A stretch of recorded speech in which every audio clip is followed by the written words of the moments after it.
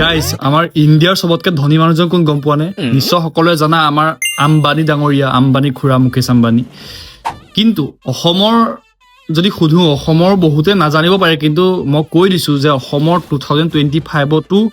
সবতকে সকলোতকে ধনী দেই গুগলৰ মতে আমাৰ বদৰুদ্দিন আজমল ডাঙৰীয়া মানে গুগলত চাবা হয় সেইজনে হয় অসমৰ সবতকে ধনী ব্যক্তি কিন্তু মই যদি কওঁ যে সেইজনতকৈ ওপৰত এজন আছে যিজন অসমৰ সকলোতকে ধনী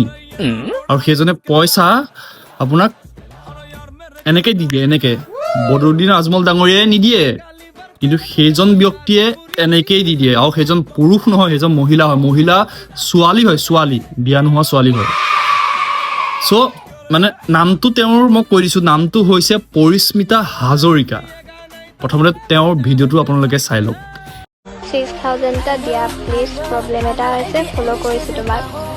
সো তোমাক মই 6000 টো পে কৰি লৈছো চেক কৰিবা আৰু কমেন্ট কৰিবা আৰু যদি আপোনাকো লাগে এইদৰে তেনেহ'লে মোৰ ভিডিঅ'টো চাই মোক ফলো কৰিব আৰু কমেন্টত টাইপ কৰিব ভিডিঅ'টো চালে তেওঁ পইচা ইমানেই হৈছে ইমানেই বাঢ়িছে যে পইচা থবলৈ জেগা নাই আপুনি যদি খুজে 4000 টকা দিব নেকি সেইজনীয়ে 4000 টকা ডাইৰেক্ট দি দিব আপুনি যদি বিচাৰে 10000 টকা দিব নেকি বুলি 10000 টকা দি দিব ইমানেই পইচা আছে আমাৰ এই ৰুমটো দেখিছনে সেই ৰুমটো সমান তাই ভাগৰ পইচা থোৱা জেগা আছে মানে গডৰেজ আছে আমাৰ অসমতো কিছুমান বিল্লা আছে কৈছো ন বিল্লা মানুহ আছে কৈছো নহয়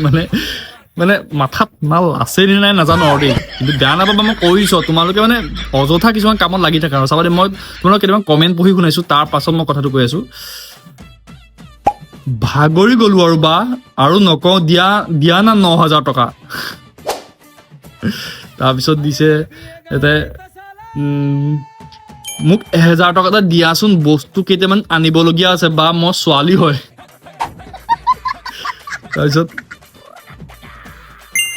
সব মিছা আজিলৈ কিমান দিলো 4000 এটা দিয়া ফোনটো ৰিপেয়াৰিং কৰিব লাগে আমাৰ অসমত ভিক্ষাৰী অভাৱ নাই কৈছো নহয় সঁচাকে চা কষ্ট কৰ পইচা আবি এইবোৰ অযথা ইনি এই যে ফলোৱাৰ্ছ পাবলৈ ভিডিঅ' বনাই আছে সেইটো নিজে জানিব লাগে বুজিব লাগে এইবোৰ যে অযথা এনেই ভিডিঅ' বনাই আছে পইচা কাকো নিদিয়ে সেইটো নিজে জানিব লাগে সেইটো কমন চেন্স ৰাখিব লাগে আৰু তাই যদি সঁচাকৈ ইমান পইচা থাকিলে হয় তাই বায়'ত লিখি নথলে হয় যে DM ফৰ পেইড প্ৰমোশ্যন পইচাৰ কাৰণে তাই ভিডিঅ' নবনালে হয়